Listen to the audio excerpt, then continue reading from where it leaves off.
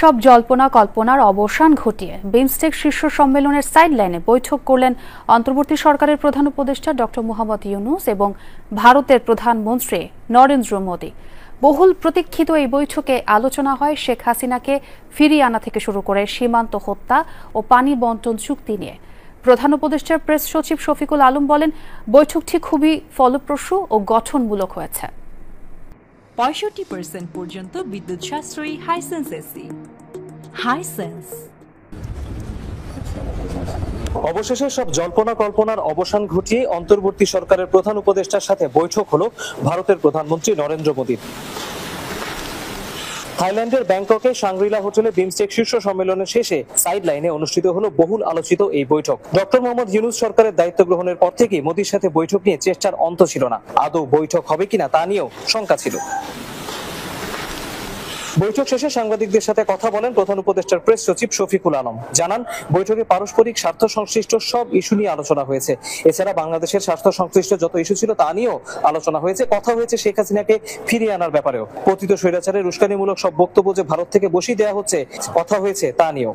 পারস্পরিক স্বার্থ সংশ্লিষ্ট যতগুলো ইস্যু ছিল সবগুলো নিয়ে কথা হয়েছে। শেখ হাসিনার প্রত্যর্পণ বিষয়ে কথা হয়েছে। শেখ হাসিনা যে ওইখানে বসে অনেক ধরনের ইনসেন্ডিয়ারি কমেন্ট করছেন, সেগুলো বিষয়ে কথা হচ্ছে। এর আগে গত বছরের সেপ্টেম্বরে জাতিসংঘের সাধারণ পরিষদের অধিবেশনে বাংলাদেশের প্রধান উপদেষ্টা এবং ভারতের প্রধানমন্ত্রী যোগ দিলেও তাদের দেখা হয়নি। ডক্টর ইউনূস দায়িত্ব গ্রহণের প্রায় 8 মাস হলেও দুই নেতা মুখোমুখি হননি। তবে ক্ষমতা গ্রহণের পর ইউনূসকে অভিনন্দন ও শুভেচ্ছা জানিয়েছিলেন মোদি। গত 26 মার্চ বাংলাদেশের স্বাধীনতা দিবস উপলক্ষেও মোদি শুভেচ্ছা জানিয়ে অধ্যাপক ইউনূসকে চিঠি পাঠান। প্রেস সচিব বলেন, দুই নেতার বৈঠকে তিস্তা ও সংশ্লিষ্ট পানি বণ্টন চুক্তি নিয়ে আলোচনা হয়েছে। কথা হয়েছে সীমান্তে হত্যা বন্ধের বিষয়ে।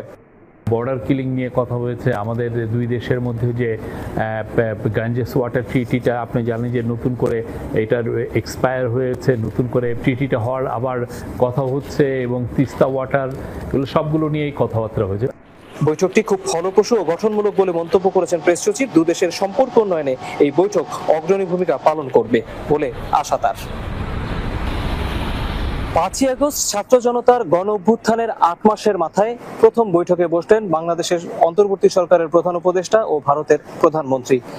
এর ফলে হয়তো দুই দেশের সম্পর্কের যে সম্পূর্ণ বরফ সেটি পুরোপুরি গলবে না, কিন্তু এই দুই নেতার বিমস্টেকের মতো আয়োজনের সাইডলাইনে এমন বৈঠক আগামীতে যে কোনো ধরনের টানাপোড়েনের সমাধানে কর্মকর্তাদেরকে আসলে নতুন এক ধরনের কৌশল দিবে, সেটি এখন আশা করতেই পারে সব পক্ষ।